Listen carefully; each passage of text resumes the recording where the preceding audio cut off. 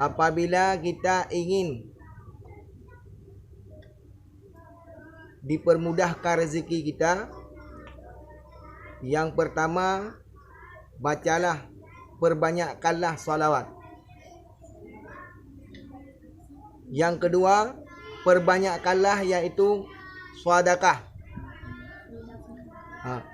Yang ketiga, jangan suka sekali iaitu mencari kesalahan orang lain. Suka memfitnah orang lain.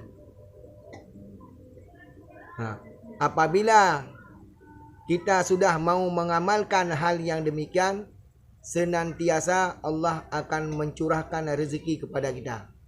Maka barang siapa yang mau rezekinya dipermudahkan, diperbanyak oleh Allah Subhanahu wa taala, maka kerjakanlah hal yang telah dibicarakan tadi, diamalkan. Yang pertama yaitu perbanyakkanlah solat. Yang kedua perbanyakkanlah sedekah. Yang ketiga